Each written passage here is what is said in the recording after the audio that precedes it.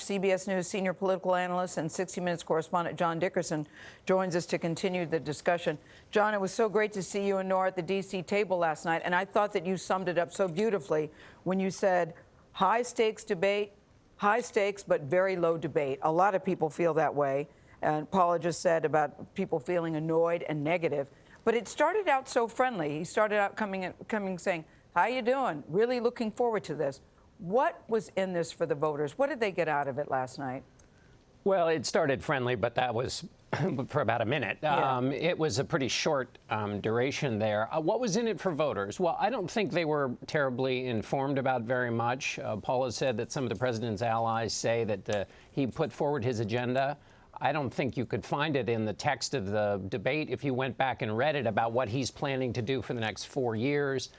I think on policy matters there wasn't much that voters got, but policy answers aren't all. And I think they got a clear sense of the president's temperament, of Joe Biden's temperament, of their character, and a lot of things that are behind the way a candidate behaves that go beyond their policy positions.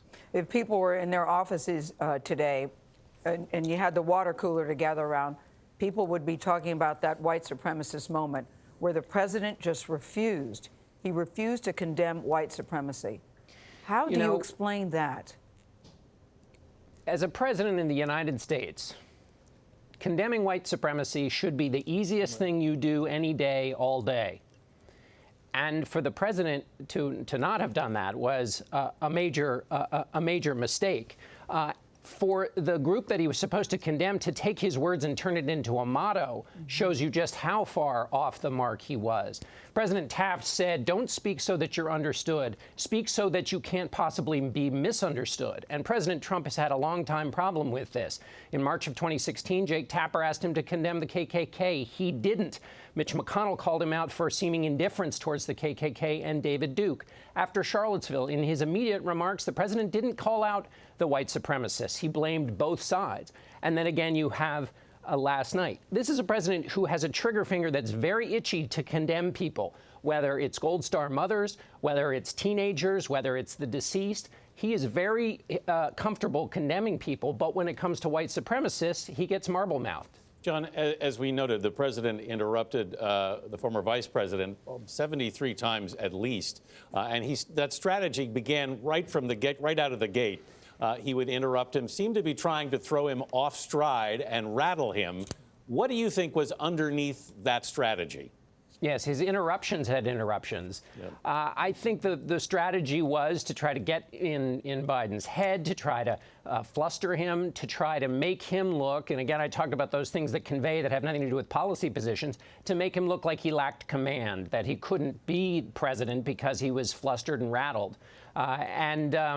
He kind of kept pressing on the accelerator when that wasn't working, and clearly from the responses in the polling, the president was so much more responsible for that annoyance that people felt as a result of that strategy, which is an incredibly high-risk strategy for somebody who's already behind in the polls. Yeah. Who watched the president and thought, oh, I wasn't for him before, I'm for him now. Well, picking up on that point, John, most people, according to the polls, have already made up their mind. Tens of thousands of people have already voted. So what they really want to know is, did their guy get closer to getting elected last night? Is it possible to say there's a winner from all of that? Well, to the extent that Joe Biden was ahead, he's the winner because he's still ahead in a debate where the president did nothing to change the dynamic of the race and may, in fact, have hurt the dynamic of the race. The president needs to bring people into his fold, and there doesn't look like there's anything there for the groups that the president is hurting with that brought anybody into the fold. So if there was a winner, it was Joe Biden, who, again, if you look at the chaos and the mayhem and the unpleasantness of last night, the largest share of it was the result of the president's behavior. So this isn't just something where there's a kind of equivalence in any possible way. So that's why you would have to think that Joe Biden came away with the night doing what he would have hoped.